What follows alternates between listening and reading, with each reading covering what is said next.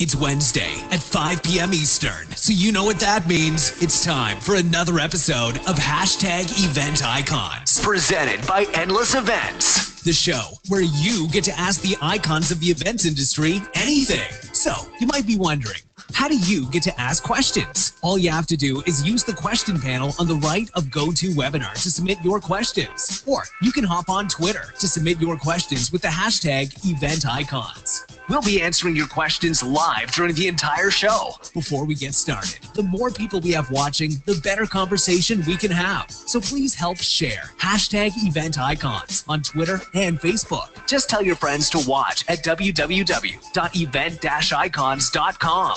Now, without any further delay, this is Hashtag Event Icons with your hosts, Will Curran of Endless Events, Laura Lopez of Social Tables, and Brant Kruger of Event Technology Consulting.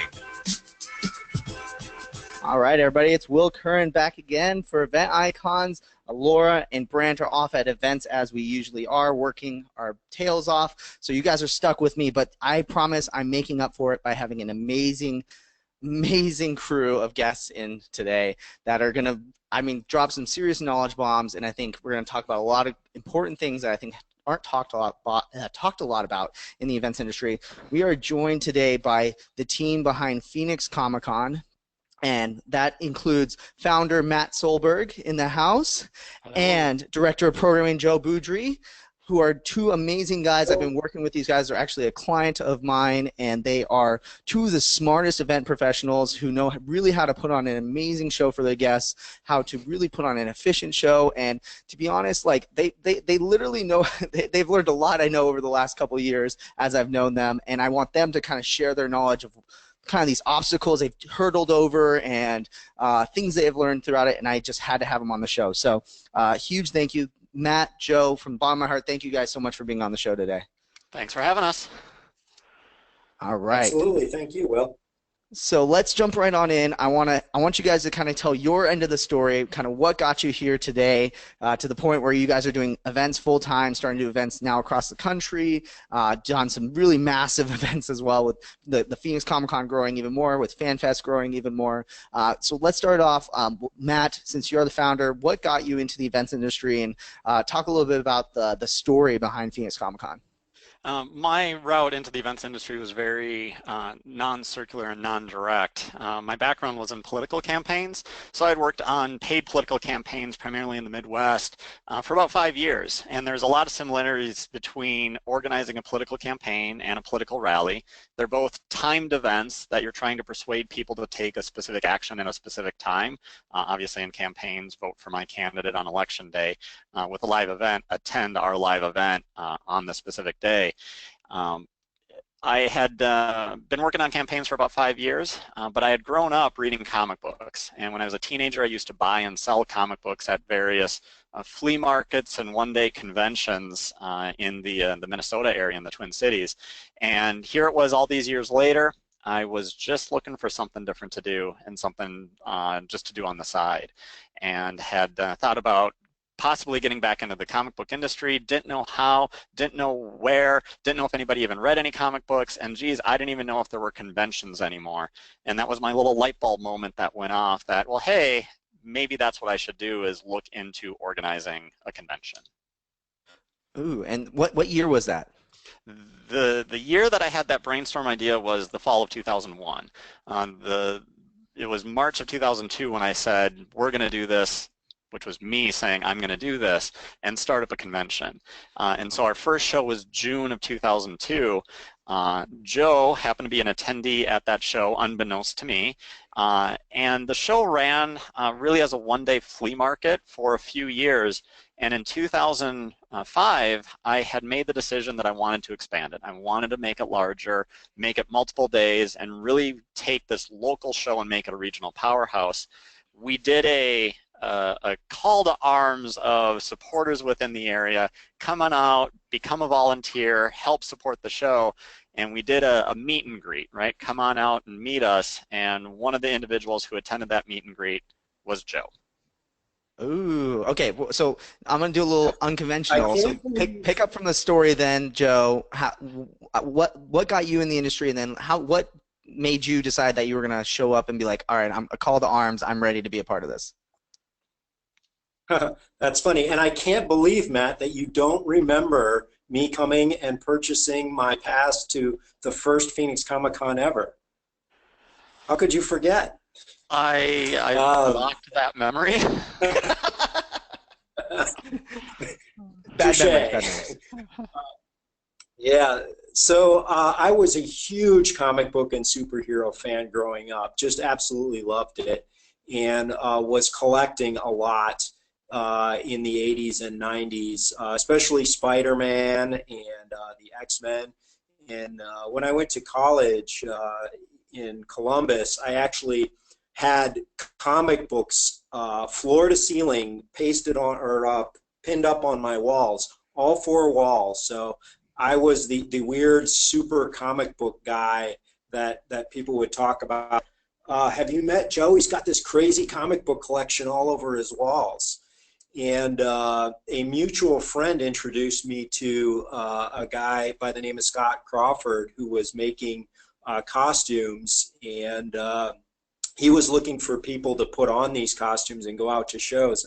And you know, this was in the early 90s, way before cosplay was a thing. And I'm like, yeah, that sounds like fun. So I let him paint my face blue and strap metal wings, Venetian blinds actually, but onto my back. And I did Mid-Ohio Comic-Con as Archangel for first outing. And I was really, you know, so much more hooked at that point. I went on to do other conventions throughout the Midwest. We did Dragon Con, Chicago Comic Con, Motor City Comic Con, Pittsburgh Comic Con, and a number of other smaller shows all through the 90s. And I moved out to Arizona in 97, and I was excited to come to a big city, and I thought, oh, there's going to be so much cool stuff going on there. And I knew that like Todd McFarlane was out here, and Brian Pulido, two of the big important creators from comic books that I love, and I was really excited. And there wasn't a show here, and I was bummed. But then when Matt started his show in 2002, I took my son Clark. We had a really fun time, and it was small, which I'd been used to, you know, like the big shows like Chicago and Dragon Con in Atlanta. And I was like, wow, you know, this was really cool and fun. It was a great experience for my son. I wish it were bigger. And so we went for the next couple years. I started taking my daughter, Gemini. But in 2005, when Matt put out an email to past attendees asking for support in growing the shows, I was like, well, here's your chance. If you want there to be a bigger show, get out there and help make it happen. And that was what I did. That's amazing. And then kind of fill in the gap between then and now. So the first one, what was the total attendance you had? And then, you know, where did it move, like from venue to venue? Because obviously you've had a history of venues you've kind of moved from. Can you talk a little bit about the growth over the last couple of years? Yeah, the first 4 years, the first year we were at a hotel. We were at the Best Western Hotel. They rented a ballroom, which was maybe 2,000 square feet. I want to say we had like 30 or 40 6-foot tables in it. So it was a very small event. And the attendance was 432. And for the next 3 years, we were at the Glendale Civic Center. And I would probably put the amount of square foot we were using somewhere in the 7,000 to 8,000 square foot range. Again, these were small events that we were putting on. And our attendance topped out at 800. When we moved to Mesa Convention Center, we now moved into an exhibitor hall that was 18,000 square feet, and we had, you know, 4 panel rooms, a little theater space, and a couple of boardrooms. And that's when we really started making that effort to grow the show, and it went from 2,600 to 7,400 in the 3 years we were in Mesa. And in 2010, we moved downtown to the Phoenix Convention Center, which is the largest facility in the state, and used a exhibitor hall that was 48,000 square feet, plus a number of breakout rooms, plus a general session room, and our attendance had doubled to 14,000. And since then, it's just been a rocket ship to the moon with our attendance growing almost exponentially every year. You know, going from 14,000 in 2010 to where we're at now, which is over 100,000 unique individuals. Wow. I mean, it's absolutely amazing. I think we're going to talk a lot about the challenges that come with that because obviously, you know, maybe there's a planner out there who's watching and thinking to themselves, like, my show is 10,000 people. I'd love for it to be 100,000 people. But I think that there's obviously a lot of things that kind of come with that scale. Before we jump into that, on a more fun side note, we got to know, I'm going to switch up this question. Usually we ask, what would you be doing if you weren't in the events industry? But since we're doing Comic-Cons and I think we're all in good company here, what's your favorite, you know, superhero or your favorite fandom? So why don't we kick it off, Joe? Are you kidding? It's like asking which one's my favorite child, right? Yeah, well, I told my Archangel story. I'm a fan of the X-Men. I love Gambit. Spider-Man was my superhero growing up. When they wrote the Death of Superman storyline in the early 90s, I had prior to that not been a Superman or DC fan at all, but I bought the novelization of the story and then the comic story, and I was finally hooked on Superman as a character and his core and his dedication to those cheesy ethics that he stands for, so much so that I named my firstborn Clark. So Superman, Spider-Man, those are probably my two faves. Awesome. I love it. What about you, Matt? Captain America. Awesome. I grew up reading G.I. Joe comics, and the first superhero comic I ever got was Captain America. It was a reprint of the old Stan Lee, Jack Kirby stories. And Captain America is fighting Nazis during World War II, and the next week when I went into the comic book store, had to buy Captain America, and once you know it, he's an Avenger. So now I had to buy Avenger comic books, and Captain America was guest starring in Spider-Man, and well, that Spider-Man guy, he's pretty cool too. And I was off to the races. Awesome. I think that's the one interesting thing about comic books is you can't, like, once you get in one, you want to, like, involve yourself in that universe and just learn about, like, all the backstories. What's that inside joke that they talk about that is referenced from, you know, 10 issues ago or whatever it may be. Yep. Love it. Awesome. All right, cool. Well, okay, we've done intros. Now we have to jump into the bit of it. I think people are really, really curious to learn a lot more about your event. So everyone's heard of, you know, San Diego Comic-Con, obviously like the big one over on the West Coast. Maybe they've heard of New York Comic-Con, the big one on the East Coast. But how does your event differ? Because it definitely is very, very different than those two shows. Can you talk a little bit about, you know, what goes into it and what makes it so different? Joe, if you want to kind of kick that off since you're in charge of programming. Oh, okay. Well, sure. So a lot of the comic book conventions have that same core to it, reaching out and creating a community for geeks and for people who may not historically have felt belonged anywhere. And that's very true of San Diego Comic-Con, New York Comic-Con, and really any other show that you mentioned. Phoenix Comicon was started by geeks and fans, and we've really grown internally and organically by bringing on more people who are geeks and fans. Our attendees come there to be surrounded by people who care about the things that they love and to make friends, and it's really great that people are able to bring their families too. Like Phoenix Comicon, we focus a lot on having programming that's available and accessible no matter what your fandom is, no matter how old you are. We cover just about any kind of fandom that you might be interested in, whether it's anime or horror, steampunk, and we focus on youth programming. We try to make it accessible and affordable for families and for people to attend. And we try to just create a really fun, engaging, interesting experience for people. That's awesome. And Matt, was that big part of your strategy, I think, when you were deciding to go down this route as you started to grow? And, you know, you've had a bunch of core kind of strategies that have really, you know, differentiated yourself.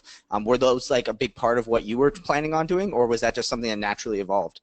I think it naturally evolves. I think when you look at most shows, sort of whatever that community is responding to, Joe touched on, it grows naturally and it grows organically, listening to your attendees and what they want. And there are certain advantages that we have at the Phoenix Convention Center that shows in other cities, San Diego notwithstanding, may not have. So we have access to a great number of breakout rooms, which means we can do a very broad-based programming track, whereas other facilities might be limited on that, and those conventions may not have as many breakout rooms as we do.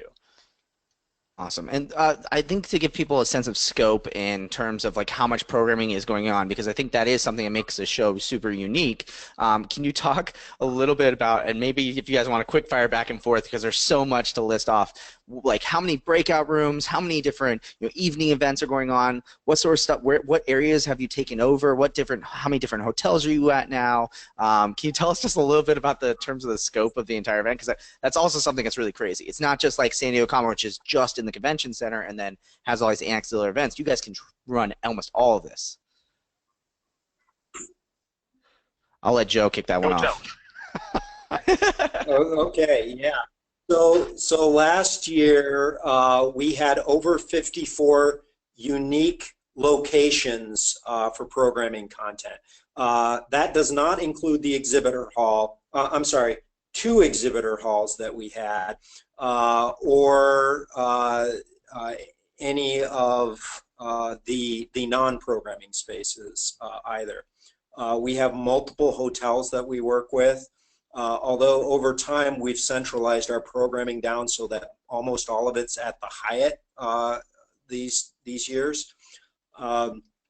But there are multiple floors and multiple buildings of the convention center, all of which, as Matt noted, have beautiful breakout meeting spaces. We've got a very wide open floor plan with lots of great open pre-event spaces that make it easy for people to walk around.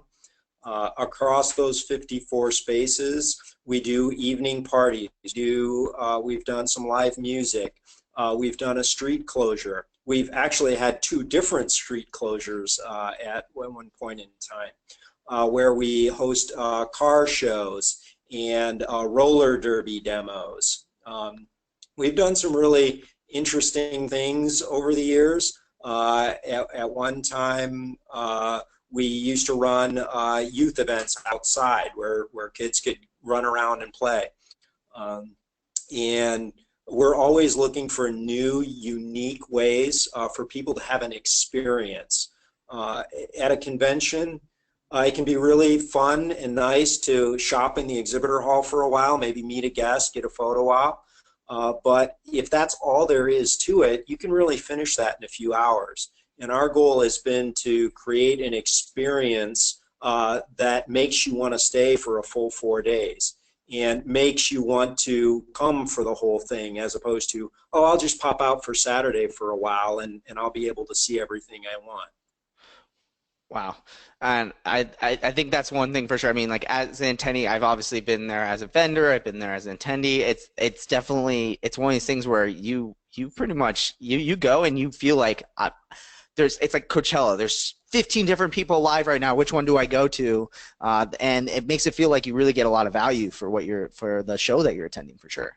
Talking a little bit, obviously, the amount of programming that you have, that's probably a big contributing factor to my next question, which is you guys have seen that explosive growth, obviously. From Matt, you said it was 432 people the first year? First year. To over 100,000 people now. What was the biggest, thing that you saw that would contributor to success, or not even necessarily just the biggest, but what are the contributors that you think have contributed to you growing this big so quickly? Well, I definitely think it's a rising tide floats all boats, and I think it was a perfect storm of different factors that came to be that lifted not just our convention, but conventions like this across the country. And so if you go back to 2010, 2011, that's really when that perfect storm started.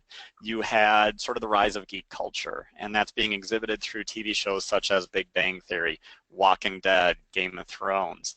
And you also have the rise of social media, and what comes along with that is selfie culture.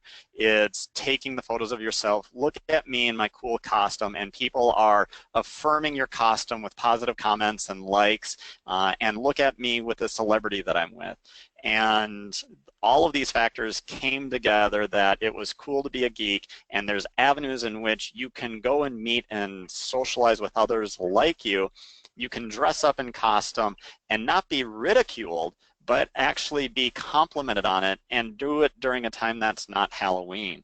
So that explosive growth really just came with all of those factors coming together in my mind, and we just happen to benefit from that, of seeing that growth, 2010 to 11, 13, 14, 15, and on, where, again, it just was dramatic. And we've seen that growth in other cities as well. Salt Lake Comic-Con came out of nowhere 5 years ago, and they're now, 60 to 80,000 people. Denver Comic-Con, same time frame, came out of nowhere, and obviously the popularity of San Diego Comic-Con, there was a time, and Joe and I both remember it, when you could walk up and purchase passes to attend San Diego Comic-Con, and that's long since gone. You've got to plan it to pre-register to have an account, and then you get put into, the lottery system for them to then pull you over to actually purchase, and within an hour, everything is sold out. So definitely just multiple factors that are much larger than I think anything that we did help benefit us and help grow our show. Do you think that attendees also, one reason why they want to attend a Phoenix Comic-Con is because of the accessibility versus, a San Diego Comic-Con? Like you said, you have to pre-register. It's insanely expensive. Hotels are $400, $500 a night. Do you think that also contributed?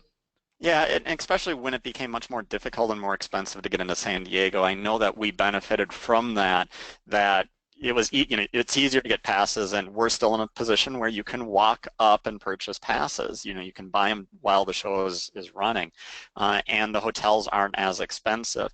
But there is a trade-off, and it does go to, what is that experience that you get? If you want to get, the sneak peeks of upcoming TV shows and movies, that really only takes place at San Diego Comic-Con.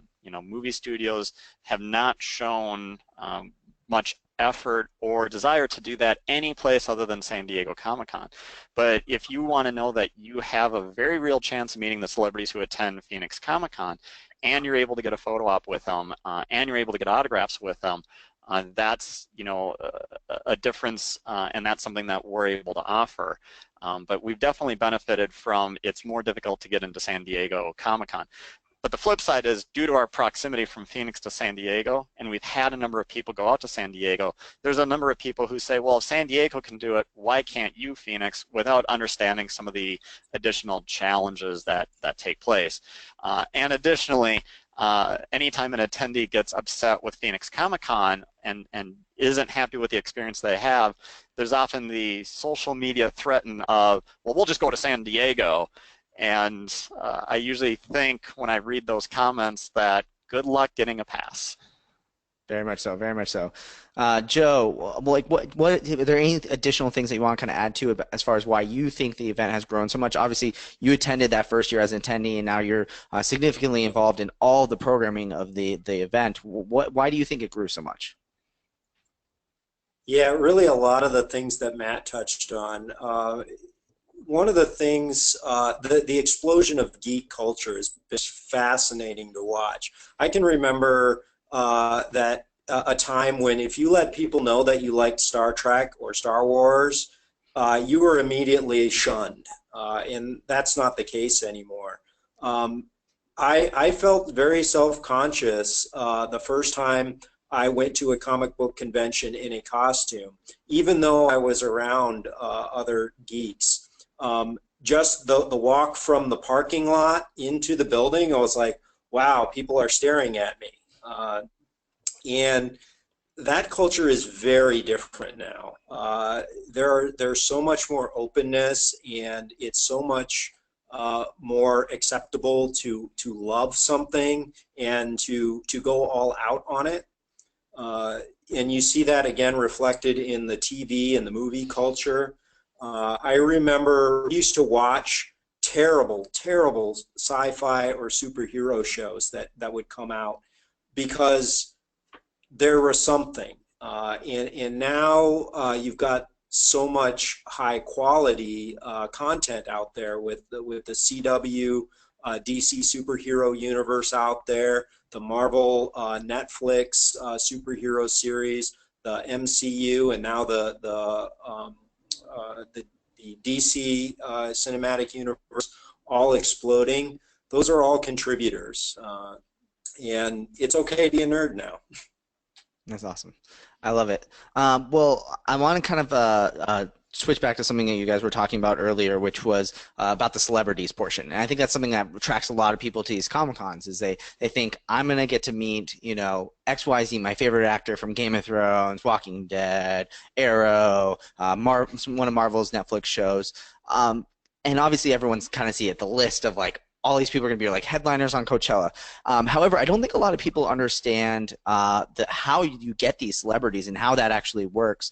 And you guys have had some seriously big people, including Dick Van Dyke this past year, which is just absolutely amazing. Can you talk a little bit about how you obtain and attract those celebrities at all, Matt? Yeah, I mean, for conventions like ours, and that's not a San Diego Comic-Con, so Phoenix Comicon, it's all negotiated with their booking managers and their agents, and there's usually money associated with it in the form of guarantees. We're going to guarantee that they do a certain number of sales of photo ops and autographs, and if they do more than it, all the money's theirs. If they do less than that amount, we make up the difference. Many of the people that we look at booking these days are working actors, and so that situation is not really much different than them booking a film where it's kind of a pay or play type of situation.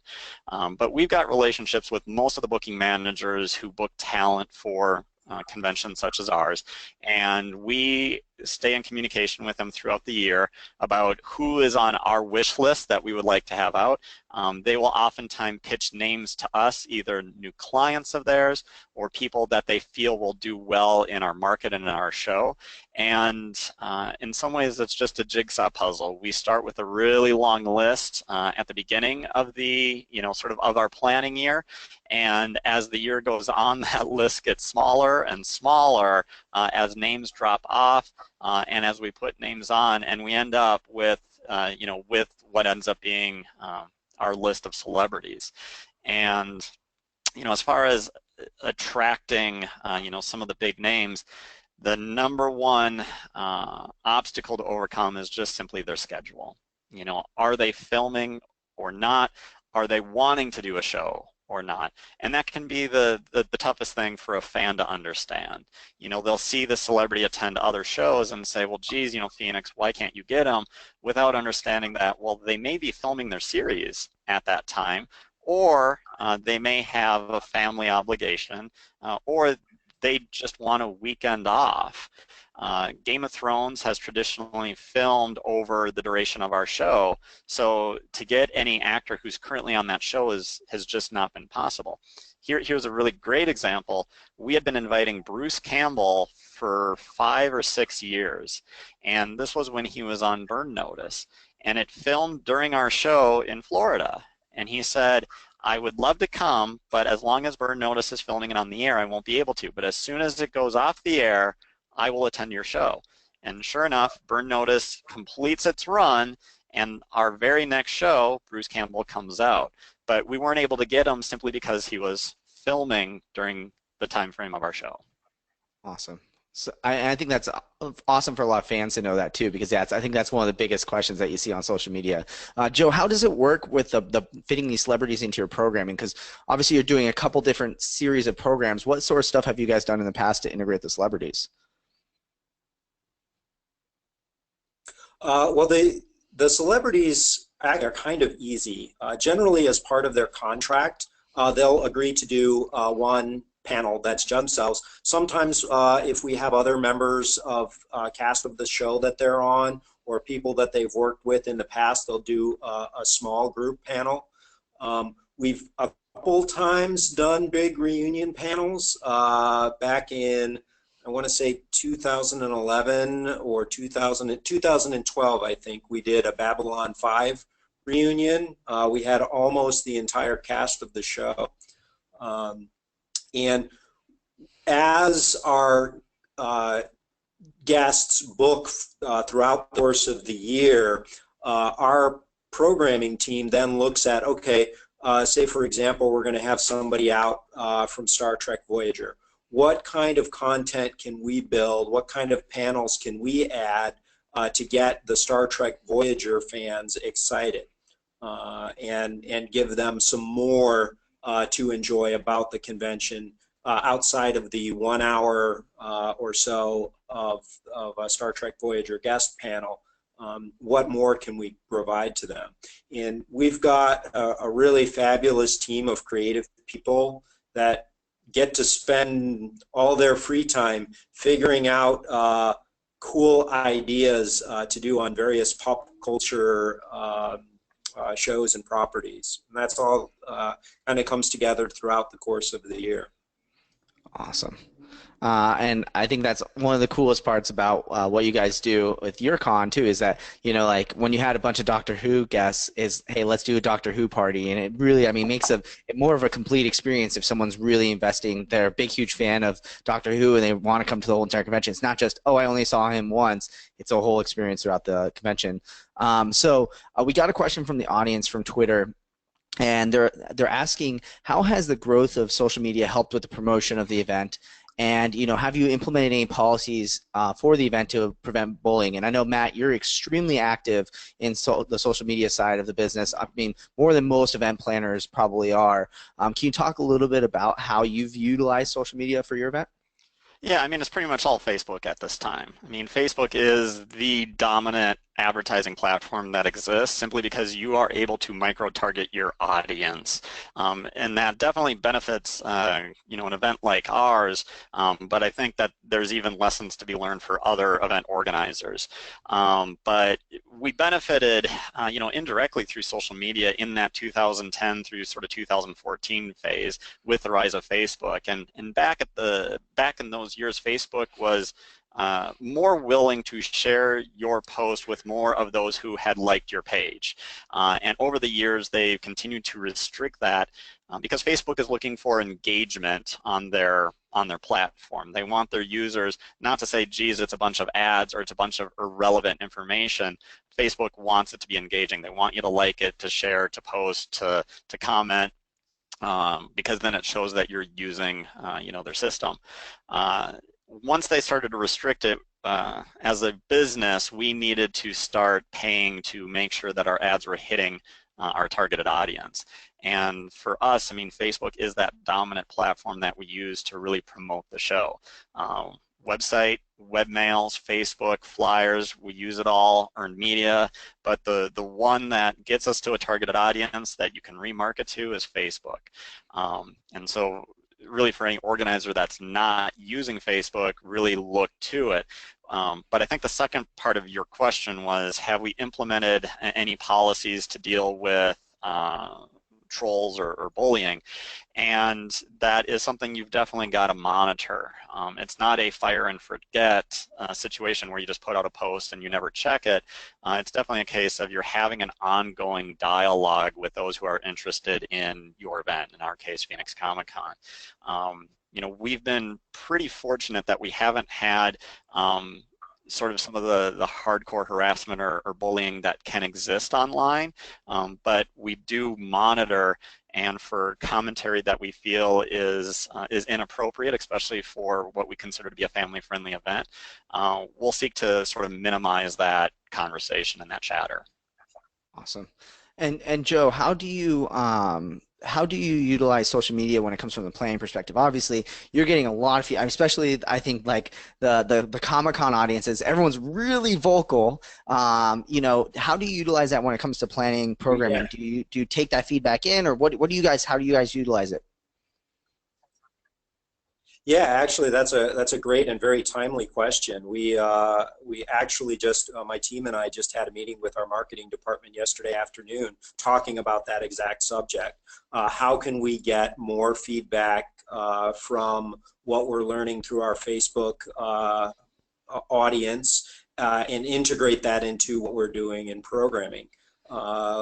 One of the most important things in being successful in our growth has been listening to our fans and listening to our attendees. And social media and Facebook is the most important method that attendees have of sharing what they want with us. So yes, we absolutely do keep an ear to the ground on Facebook, and we listen to what's going on. We watch the engagement on our posts to see what fans want more of.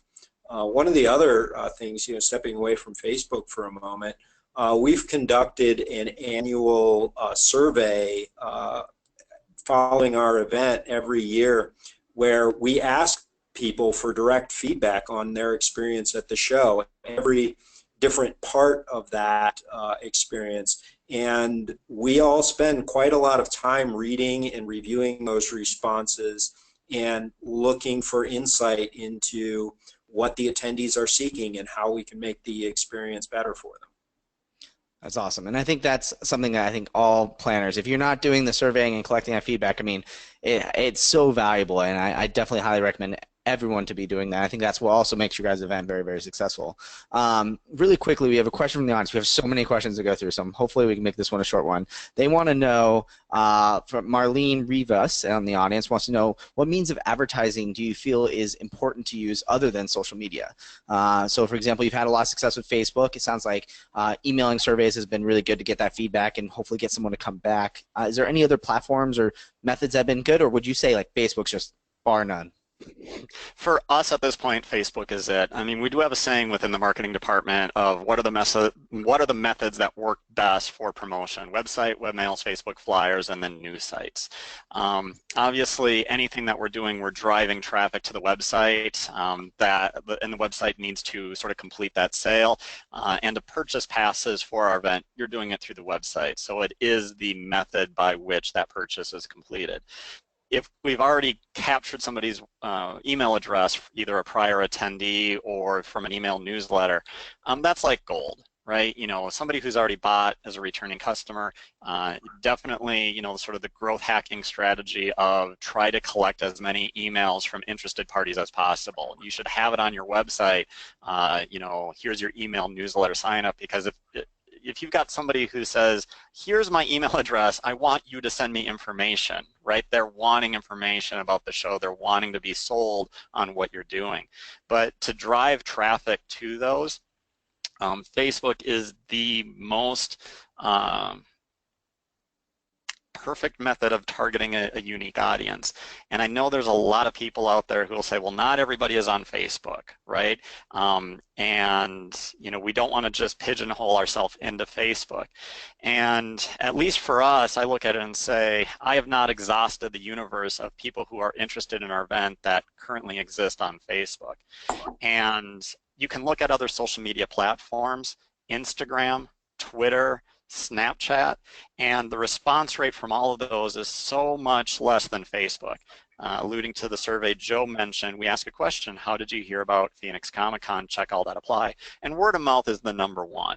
But I can't go and buy word of mouth directly. I can't say I need another 10 points of word of mouth and I'll put some money into it.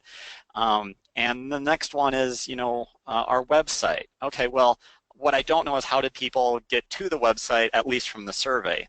Thanks to Google Analytics, we have some idea. But when we look at the results of Facebook, 30 to 35% of our audience hears about our event from Facebook, whereas 5% hears about it from Instagram, and the percentages are lower for Twitter and Snapchat. And Facebook has got one of the better methods of advertising and targeting. Google AdWords is another avenue, but the problem with Google AdWords is it's reactive. So you are waiting for somebody to type in a keyword into Google for your ad to appear, whereas with Facebook, you're able to be proactive. You're able to say, I have identified this as somebody who is most likely to be interested in our event, in our business, and I am able to get a message in front of them. And hopefully they'll then like that, engage with that post, or click on it to go to our website. And Facebook has different ad delivery methods based on what your goal is. For us, print media is dead. We do get earned media in the Arizona Republic, in New Times, on TV stations, and we have attendees who see and read those articles who attend our show, but the numbers are 1 to 3% of our overall audience, and that's again cumulative. Check all that apply of how you hear about it. I'd been asked by another event organizer, hey, if I've got $1,000 extra of money, where should I put it? You should put it into Facebook. And we've done everything over the years. We've done direct mail, which is great. It's targeted, but it's really expensive. We've also done digital billboards. Regular billboards are also highly expensive. And we've done the digital billboards where it rotates, you know, through. We placed what we felt was an adequate spend. It was $32,000 over 1 month. We had placements throughout the city. And we had what was probably engaging posts for us, billboards. And to me, billboard advertising is what I would call ego advertising. For those who are already in the know, it's great, like, oh my God, we saw this billboard. And we definitely heard from people who already liked our show, oh my God, I saw the billboard. It's affirmation to them that they're supporting something that's cool. But after the show, when we're taking our surveys and we're generating our return on investment of the different paid advertising methods we used, those digital billboards did not even return what we spent on them. They returned 80 cents for every dollar we spent on it. Whereas when you look at, you know, something like Facebook, that return is a multiple of what you spent. We've also done commercials on programming on TV that is most likely to have eyeballs of people who like our show, right? So that would be ads on The Big Bang Theory or on Flash, Legends of Tomorrow, you know, Supergirl. That may not exist for all types of events or conventions. If I had the choice, though, between placing ads on, you know, my local cable station or the CW on a like-minded program versus doing Facebook, I would do Facebook because I know I can target it to a specific audience. I get my analytics back of who is responding, and the great thing is if you're tracking it using the Facebook pixel, you're able to remarket to those people. You're able to follow up with conversion ads, you know, that, hey, you engaged with our Facebook page 30 days ago, or in the past 30 days, you went to our website, you may have even gone to our website and put the item in a cart, but you didn't complete your purchase. I can remarket to you and hopefully get you to make that final decision to get you over that hump. So if the question is, are there any other methods of advertising you would recommend other than Facebook? Unfortunately, the answer for you is no. Well, you can tell that Matt loves marketing for sure. So we might need to bring Matt back just for Facebook's ads conversation for sure.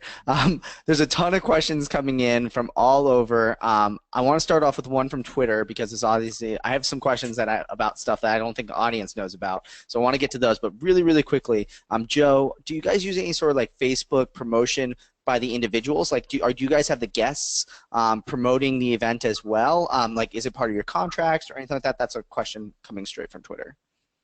Okay, and actually, Matt's probably a better person to respond to that one. Ooh. Just direct all the Facebook questions to me. Yeah, so everything with a celebrity is contractually negotiated of what they're going to do and if they're going to make themselves available. What we've started to do is we've been using Facebook Live with our celebrities. So Facebook's actually set it up that you can give, you know, sort of access to somebody else to do a Facebook Live on your post, and we've done that successfully with some of those celebrities, Jason David Frank, Karen David, Sean Patrick Flannery, where they'll get on and it might just be 15 minutes, it might be they're on for an hour, and people are able to post to our page and ask questions, and those celebrities, those guests are able to interact and talk with you know, their fans about coming to Phoenix or about whatever the fans are wanting to talk about. The goal and the hope is that those celebrities that we're bringing out are also posting to their Twitter accounts, are also posting to their Facebook pages, or are retweeting anything that we're sharing or reposting anything that we're sharing. And some of that, again, is contractually negotiated, and some of it is there are just some celebrities that are very social media savvy. Stephen Amell is incredibly socially media savvy, and he knows how to use it, and to use it obviously to his benefit. And there are others that they have a page and they may not use it, or they may just not be inclined to share other posts. Very interesting. Okay, cool. We have a ton of questions, so I'm going to jump into these. These are the questions I really wanted to ask. I am sorry, audience, but I feel like we definitely need to talk about these two big questions that I have for you guys. Starting off with, over the last couple of years, you guys have moved away from this purely volunteer model, which is very common in Comic-Cons. You know, basically there would be maybe a couple few paid staff, but then you know, the person running the line, the person running the cash register, they're all volunteers. You guys have made that transition away from that to a 100% paid staff, employee-based staff, and I really want to talk about this because I think this is incredibly important in the events industry, especially with big events like yours. So I'd love to get your feedback, Matt, why you made this decision. And then, Joe, you were a big part of this transition as well. I'd love to get your feedback as see from your perspective how you went from being a volunteer to now being on the staff of the event as well. So, Matt, if you want to kind of kick it off. Mm-hmm. Well, I mean, the industry is changing, and you're right. Using volunteers for these type of shows has been standard operating procedure for 40 years. We're not a nonprofit, though, and that's where it gets to be challenging for any event like ours that is not a nonprofit. You can run into you know, legal quicksand on that. And while we don't feel we did anything wrong in the years of using volunteers, we were very mindful that other conventions such as ours have faced lawsuits for not considering those people who are supporting it employees. So we decided we would make that transition this past year in going from that all volunteer force with just a handful of paid salary to a completely, you know, paid crew that's helping. And it's a complete transformation of how you run your show. Whereas before we could rely on a larger number of people being involved and active, we had to now restructure everything to work with a much smaller core group of people.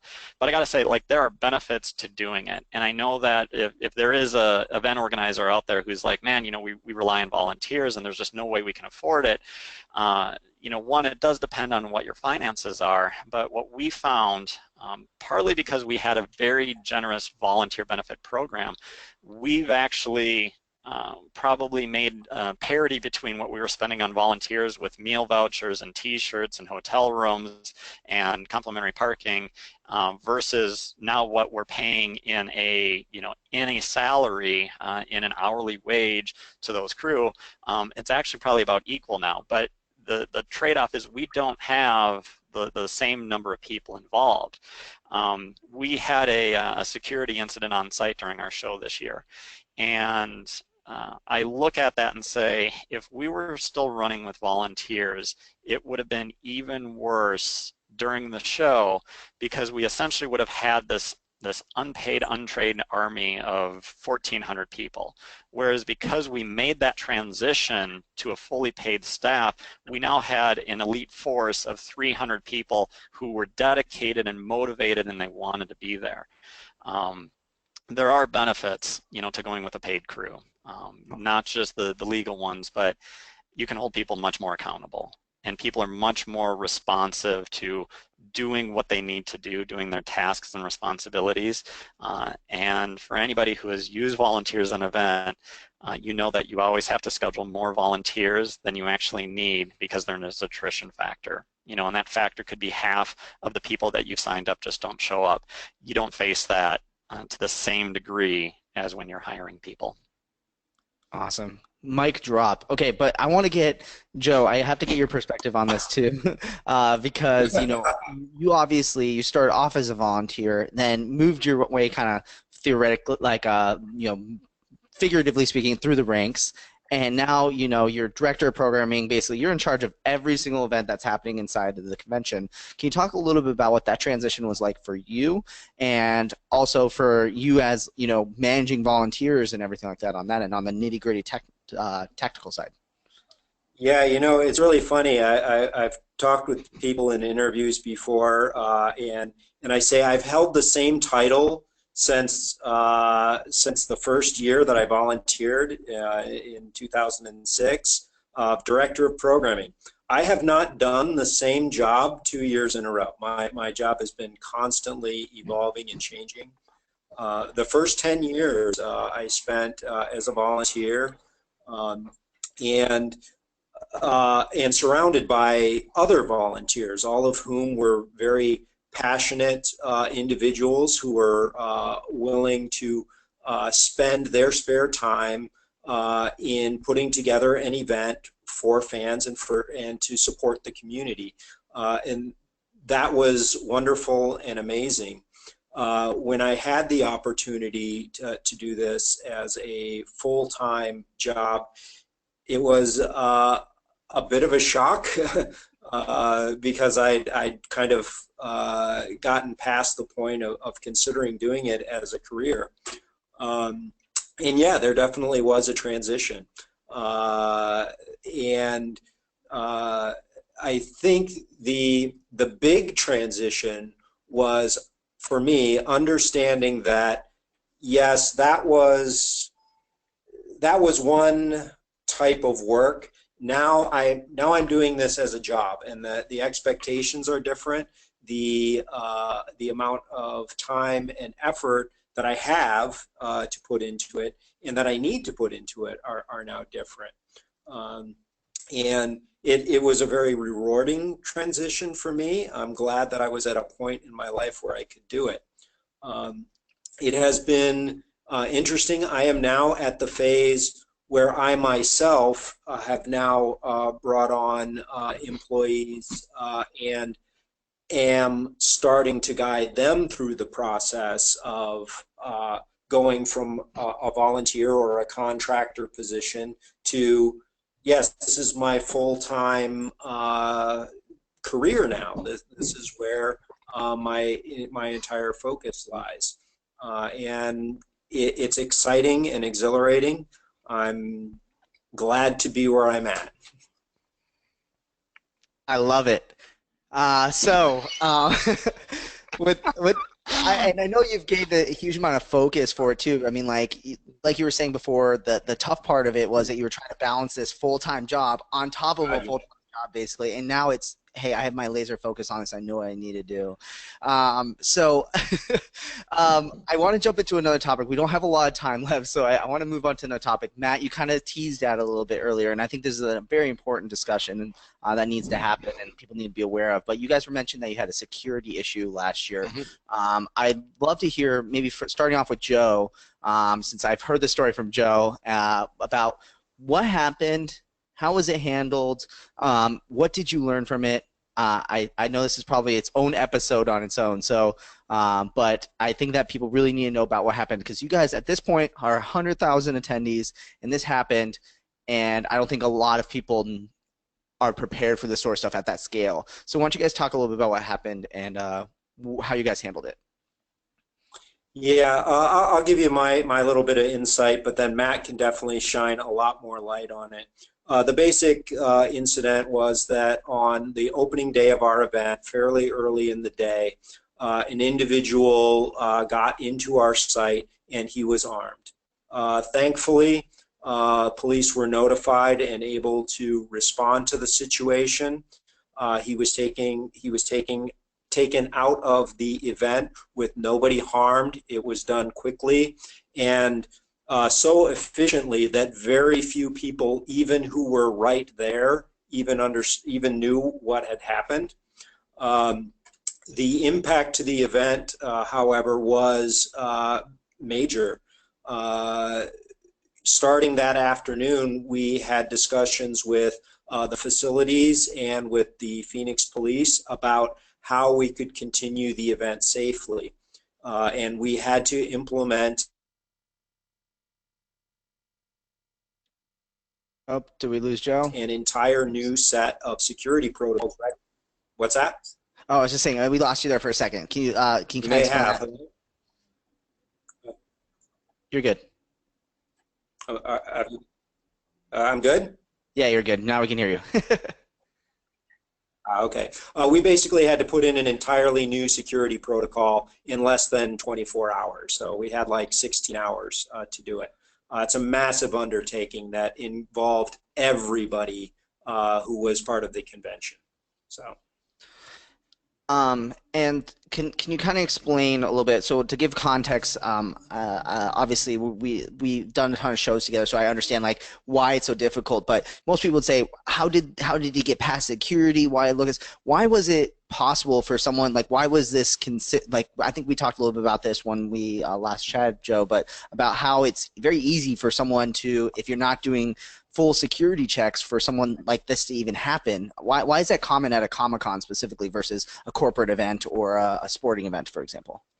Yeah, the individual was dressed as the Punisher, who is known for his carrying many weapons. So the expectation from security was, oh, that's another one of the fans. He really blended in fairly well, and so it was easier under kind of with the fan base that we have. He didn't really stand out as he would have if he were at a dentist convention. Absolutely, absolutely. And talk a little bit about, Matt, the response that you had to. So like you talked about, Joe talked about this 24 hours, basically had to rehash the entire security protocol and everything with the event. What exactly got put in place, and what is your recommendation for planners that something like this were to happen, or to avoid this happening in the future for them? Yeah, I mean, events like ours are a soft target, right? There's a large group of people. You're operating at a convention center where there's typically many and multiple entrances and exits to get into it, and there's also a lot of media coverage around it. Our show was also 2 days after the Ariana Grande bombing at her concert in Manchester, Britain. And so, coming 2 days after that, everything was also just kind of heightened as well. What it meant was after the incident happened Thursday morning, the convention center, the police department, FBI, Homeland Security, in many ways just said, here will be what we're going to be doing moving forward for your event starting tomorrow. And that was putting in enhanced screening procedures, and that for us meant the wands, the metal detecting wands, and bag checks. And to go from having multiple entrances to now you've got 3 main entrances into a facility, and you're now putting everybody through a backpack check, you're putting everybody through a wanding, and you're having to come up with that in essentially 16 hours, and you're having to get it staffed within that time frame is a significant undertaking. And the other aspect for us is it would be one thing just to do that, but we had the added implementation that a number of our attendees dress in costume, and they bring costume props and cosplay prop weapons. And we had been asked, would we be willing to restrict all of those and to speed through the process of people getting in and to help the police department on site? We said, sure, we would do that. And the firestorm within our community was instant and severe. For many attendees, they felt we had just ruined their convention experience because they couldn't bring that prop that they had spent money and time on that complemented their costume, that people wouldn't know who they were. And by the next morning, on Friday morning, due to the feedback we got, the convention center and police department revised what they were really looking to restrict. That it wasn't somebody with fairy wings, it wasn't a Harry Potter wand, but they were looking for realistic weapons, any sort of metal weapons such as knives or swords that might exist. Anybody doing maybe a Game of Thrones costume, but to implement that in a short time frame is challenging at best. Now that we've got a full year, we have the time to say, well, we're able to get metal detectors, we're able to get the number of staff we need to make it a safe, smooth process. You had asked, what should other event organizers look at in regards to this? This is expensive, right? It's expensive to hire off-duty police officers. It's expensive to hire additional personnel to screen. Bag checks do slow down your entrance process, and you need to make a decision. You know, first, is that something that you're able to afford, or more appropriately, is it something that you can not afford? You can't afford to not do it. For those shows, you know, such as Comic-Cons, pop culture conventions, fan expos, fan experiences, whatever you want to call it, the advice I've given to my colleagues in the industry is it's going to be cheaper for you to implement it early than to have the situation that we did. You know, the result for us is we had a record number of refunds from people who either felt unsafe and they didn't attend, or you know, got their pass for the first day and didn't return. We saw that our sales had been ahead year over year heading into the show, and then they dropped 30 to 35% on Friday, Saturday, and Sunday from people who just said, you know what, I'm just unsure, I'm not going to come out. And we then had the additional security expenses anyways, that in many cases were probably more than we could pay, that we would be paying, simply because with a lot of stuff, when you buy it early or you contract to have it done early, you're going to get some discounts. You're going to get better pricing than if you come in and say, hey, by the way, we need 100 more security personnel, and we need them in 12 hours. You're going to pay full rate for that. So, you know, for those who are running large-scale shows, just do it. It's going to be cheaper for you in the long run, and you're going to have a safer show for your attendees. And I think that, Joe, when we were talking about it too, I think you brought up a good point that it completely that when something like this happens, it completely shifts the way you look at other attendees at the event. Where before you'd see a Punisher walking around with a gun strapped to his waist, and you have to sometimes now take a double look and be like, is that real? Because definitely people make it look real. Really quickly, I want to kind of expand on this just a little bit more. Joe, how did this quite affect your programming? Especially, I know we talked a little bit about, for example, the spaces beyond just the Phoenix Convention Center, because obviously Phoenix Convention Center is very easy to secure, but you were talking about you're in the streets, you're at hotels. How did this affect your programming? Yeah, it definitely had a major impact. There were long lines to get in, so we had panelists who couldn't get in through the security quickly enough and were not on time to present their panels. A number of our presentations were demos or stage shows that involved prop weapons. And it took us a bit of work, but we were able to find ways to keep most of those on the schedule. That involved doing individual escorts for the people involved, individual checks for those items that were prop weapons, so that they'd come safely into the convention center, get safely to their event, and carry it out. The masquerade was challenging to do because a number of the participants had props that were part of their costumes. Again, we were able to figure out a way to do that through an escort system. It was extremely difficult to do, but we felt that we wanted to do everything that we could to accommodate them, since there was essentially no notice, no way for them to prepare to not have their prop. So, and then we had the outdoor areas, and we've historically held programming at other locations, including the Hyatt Hotel, and making sure that those spaces are also safe is also very important, and is something that we have to make sure that we're addressing going forward. Absolutely. I mean, I do want to give like a very good applause to you guys, because I mean, like, you guys are kind of the silent heroes that help make this all happen. The police department, and how well you guys reacted to this.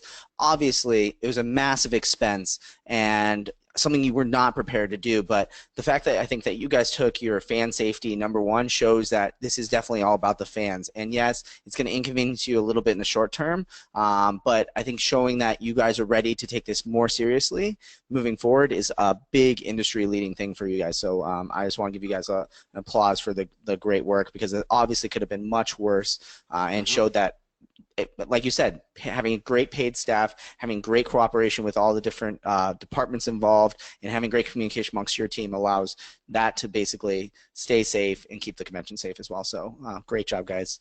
Thank you. So we're a little bit over time, but I want to end on our last two questions, hopefully on a little bit more positive note. But knowing what you guys know over the combined bazillion years that you guys have been doing this, what would be your one tip that you would give for event planners for them to plan their events in the next year? It could be anything at all. So Matt, you want to kind of kick it off? Start early. Give yourself plenty of time to organize. The three resources that go into putting on a successful event or even a successful business: time, money, and people. You can always earn and make more money. You can always get more people involved, but you just can't get that time back.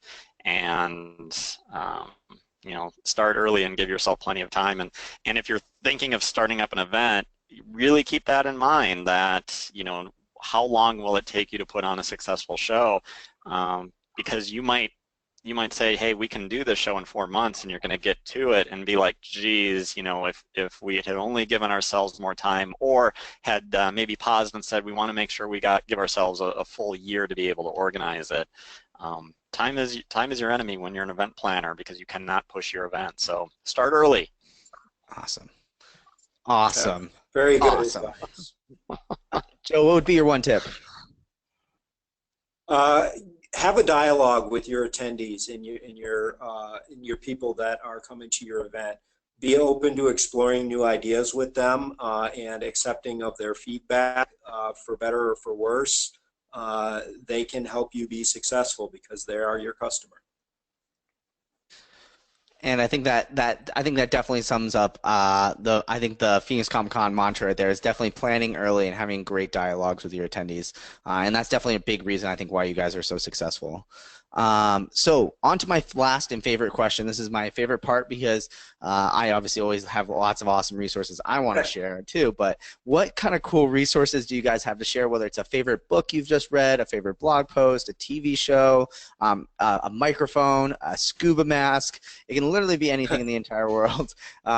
Feel free to check back on episode like 16 to understand the scuba mask reference, but if you guys had to pick a couple resources, feel free to list them off. We're going to put them in the show notes down below. So if you guys have, I'll let Matt kind of kick it off because I know you're always reading books and you're always staying on top of some cool resources. Well, I was indeed going to recommend one of the last more interesting books I read about the event planning industry, and that is a book called Ticketmasters, and it details sort of the rise of Ticketmaster as a dominant force, but more specifically it talks about how did service fees become so prevalent when buying tickets to different events, whether it's a concert, a sporting event, even a Comic-Con. And it's just a fascinating read to understand how that has become a part of our industry, and that it is probably here to stay. Cool, very cool. Any other books or resources you want to share, tech, anything like that? Is that for me or for Joe? Oh, for you, Matt. Anything else on your end? I had the one thing. It was one. Okay. You had one. It's so good. There's only one. All right, cool. Joe, what about you? Any resources, cool tips, tricks, things like that? Books, blogs, gadgets. I spend a lot of my time on industry sites, nerd stuff. ICV2.com is a website that I spend a fair amount of time on. Bleedingcool.com. They keep their fingers on the pulse of the pop culture community, and I get a lot of insight into that from there. A few years back, Matt read a leadership and a customer service book, Creating Magic, by Lee Cockerell. Was one of the operations directors for the Disney properties, and he was so impressed with it that he bought copies for all the leadership of the organization. That was a fantastic read. I continue to use it as a resource and to inform me on how to create a great event. Awesome. Wow. Okay, cool. So this was just such a fantastic episode. I think the amount of questions that are still coming in from Twitter and the question panel just shows that everyone wants to know so much from you guys. You guys are insanely experienced in doing this. I think we might have to bring you guys back for another episode to dive even deeper in this. I'm sure you'll have even more learnings over the next couple of years as well. But I got to give a huge thank you to both of you, Matt and Joe, for being on the show. It's been so fantastic, so awesome working with you guys, and a huge thank you for sharing what you have learned over the last couple of years and being on the show. My pleasure. You're welcome. Awesome. Well, I'm going to say awesome one more time because that's the only way we can end this show. Thank you guys for every single one of you, all the audience for tuning in as well. It's been so fantastic. You guys had great questions. I can't wait to see you guys all next week. We have another amazing episode, so make sure you tune in next week, 5 p.m. Eastern, and we have an absolutely awesome show as always. So now it's time for the intro, the very, very awesome intro. I will hopefully see you guys all very soon and see you guys next week. Bye. Thank you for joining us for another amazing episode of #Event Icons. To catch the transcription and all of the resources mentioned, head to www.helloendless.com/blog. This week's episode will be posted and available by next Tuesday. Also, let us know what you thought about this week's episode. Share your biggest takeaway and join the Twitter conversation sponsored by Alex Plaxton and Little Bird Told Media. Just tag your post with #Event Icons. We'd love to hear from you. Thank you again for joining us. We'll see you next Wednesday at 5 p.m. Eastern, right here on #Event Icons.